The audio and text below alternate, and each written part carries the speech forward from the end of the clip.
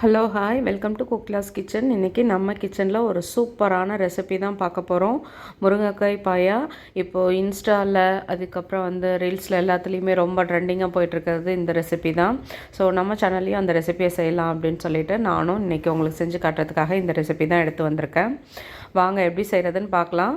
First இதுக்கு பெரிய வெங்காயத்தை நான் பொடி பொடியாக கட் பண்ணி எடுத்திருக்கேன். அதே மாதிரி நல்ல பழுத்த தக்காளி அதையும் கட் பண்ணி எடுத்து வச்சுருக்கேன். முருங்கைக்காவும் கட் பண்ணி வச்சுருக்கேன். இப்போது அடுத்து தேவையான பொருட்களை நம்ம செய்யும் பொழுது பார்த்துக்கலாம். ஃபஸ்ட்டு இதுக்கு ஒரு மசாலா தான் அரைக்க போகிறோம். அந்த மசாலா என்னன்றதை பார்த்துடலாம். சின்ன துண்டு பட்டை, கல்பாசி, அதுக்கப்புறம் கிராம்பு, இதை மட்டும் சேர்த்துருக்கேன். அடுத்து கொஞ்சமாக தேங்காய் சேர்த்துக்கோங்க. துருவி சேர்க்குறதா இருந்தால் கூட நீங்கள் சேர்த்துக்கோங்க. அடுத்து ஒரு அரை ஸ்பூன் அளவு மல்லி, நான் எடுத்துருக்கிறதுக்கு இந்த அளவு சொல்கிறேன். அதே மாதிரி ஒரு 1/4 ஸ்பூன் அளவு மிளகு, கொஞ்சமாக சோம்பு, சீரகம், இது ரெண்டுமே ஒரு 1/4 ஸ்பூன் சேர்த்துக்க வேண்டியதான். அடுத்து இதில் பொட்டுக்கடலை, ஒரு அரை ஸ்பூன் அளவு கசகசா, 2 முந்திரி, அடுத்து காரத்துக்கு தகுந்த அளவு பச்சை மிளகாய், இதெல்லாம் இதில் சேர்த்து நல்லா நைஸாக அரைச்சி எடுத்துகிட்டு வந்துடலாம். இப்போ அடுப்பில் குக்கர் வச்சுட்டு நம்ம ஒரு 2லேருந்து 3 ஸ்பூன் அளவு எண்ணெய் சேர்த்துக்கலாம். ஏன்னா பாயானா உங்களுக்கு அந்த எண்ணெய் மேலே மிதந்து நல்லாயிருக்கும். அந்த மாதிரி இருந்தால் தான் நல்லாயிருக்கும். இப்போது நான் ஃபஸ்ட்டு பிரிஞ்சி இலை போட்டு தாளிச்சிட்டு அடுத்து நம்ம கட் பண்ணி எடுத்து வச்சுருக்கேன் இந்த பெரிய வெங்காயத்தை போட்டு நம்ம நல்லா வதக்கி எடுத்துக்கிட்டோம். இப்போ வெங்காயம் நல்லா ஓரளவு வதங்கிடுச்சு. அடுத்து இஞ்சி பூண்டு பேஸ்ட்டு நான் ஒரு 1லேருந்து 1.5 ஸ்பூன் அளவு சின்ன ஸ்பூனால் எடுத்துக்கோங்க. இஞ்சி பூண்டு பேஸ்ட்டு எடுத்துகிட்டு அதுவும் அதோட பச்சை வாசனை போகிற வரைக்கும் நம்ம நல்லா வதக்கி விட்டாச்சு. அடுத்தபடியாக நம்ம தக்காளி சேர்த்துக்கலாம். தக்காளி சேர்க்குறதுக்கு முன்னாடி கொஞ்சமாக புதினா தழை இருந்ததுன்னா அதையும் சேர்த்துக்கோங்க. இந்த எண்ணெயிலே சேர்த்து வதங்கும் பொழுது வாசனை ரொம்ப நல்லாயிருக்கும். இப்போ இதெல்லாம் சேர்த்ததுக்கப்புறம் தக்காளியும் சேர்த்து நல்லா வதக்கிக்கலாம். நான் சாப்பரில் போட்டு நல்லா இதை கட் பண்ணி எடுத்துட்டேன்.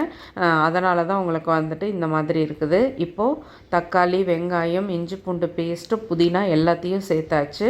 நம்ம ஒரு 1/4 ஸ்பூன் அளவு மஞ்சத்தூள் சேர்த்துருக்கேன். மஞ்சத்தூள் கொஞ்சமாக சேர்த்துக்கோங்க. அடுத்து நம்ம கட் பண்ணி எடுத்து வச்சுருக்க முருங்கைக்காய், இது கூட உருளைக்கிழங்கும் நீங்கள் சேர்த்து செய்யலாம், நல்லா தான் இருக்கும். இன்றைக்கி முருங்கைக்காய் தான் சேர்த்து செய்யுது. எனக்கு இந்த ரெசிபி பார்த்ததுமே குருமா ஃப்ளேவரில் குழந்தைங்களுக்கு கொடுத்தோம்னா அவங்க சாப்பிட்ருவாங்க.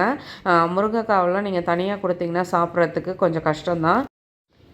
இந்த மாதிரி கொடுக்கும் பொழுது நிச்சயமாக சாப்பிட்ருவாங்க. அதனால தான் இப்போது நம்ம தேவையான அளவு உப்பு சேர்த்தாச்சு. எல்லாத்தையுமே நல்லா நம்ம கலந்து விட்டுட்டு அடுத்து நம்ம அரைச்சி வச்சுருக்க அந்த தேங்காய் விழுது இருக்கு இல்லையா, அதுதான் இதில் சேர்க்க போகிறோம்.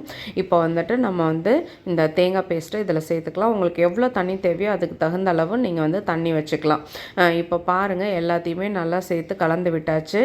இப்போது நம்ம மூடி போட்டு ஒரு 2 விசில் விட்டால் போதும். அதுக்கு மேலே ஜாஸ்தி வேணாம். ஏன்னா முருங்கைக்காய் உடஞ்சிடக்கூடாது. உடஞ்சிடுச்சுன்னா உங்களுக்கு பீஸ் பீஸாக போயிடும். அதுக்கப்புறம் சாப்பிட்றதுக்கு ரொம்ப டிஸ்டர்பன்ஸாக இருக்கும்.